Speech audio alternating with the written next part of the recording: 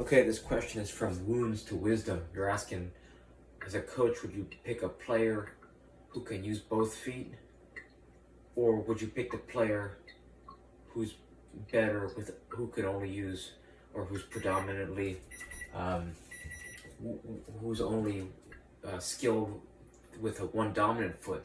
I think this is the wrong question to ask, right? Because if you're developing players, call it U5 to U11, I think you're trying to develop their confidence, you're trying to develop their awareness, their ball mastery, and their fundamentals, right? Their juggling, their dribbling, and their passing and shooting.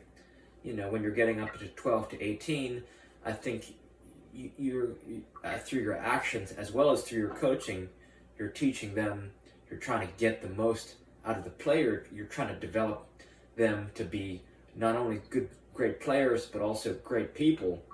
So I'm picking the one who's more excited to play, who gives good energy, who's a great teammate, and right just is playing to the best of their abilities, and is giving me 164% after practice.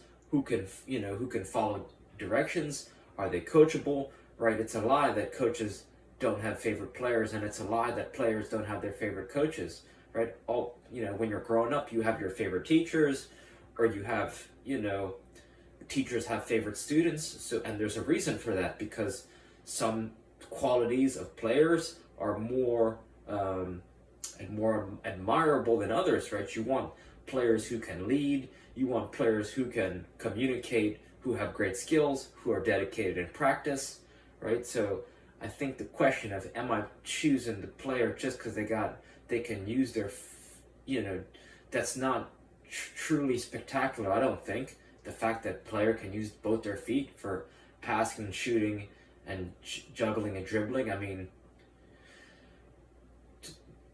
you want to instill those skills in all your players, right? You want to have them confident with both their feet, and at the end of the day, they can only choose one foot to either pass or shoot with.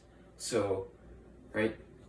So it doesn't matter. It doesn't matter if they can use both their feet, right? Because you want all your players using both their feet. So what really matters is their attitude, their mentality, and their willingness to get a little bit every each day. You could have the best player on the team, but if he can't play with the rest of the team, or he's a nut job, right? He's a head case. Then maybe you want him, maybe you don't. But I think it matters more that you're gonna develop the player and encourage them, and just be more energetic as a coach than they are a player. So you gotta bring that energy so that they'll never be disappointed after practice, right? If you're the coach and you're always bringing the most energy, it's not about the player's energy.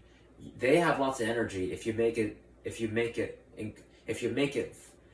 your energy, then the player will feed off that. So you gotta be encouraging, and you gotta lead by example. So I hope this helps, and reach out with any questions. All right, thank you.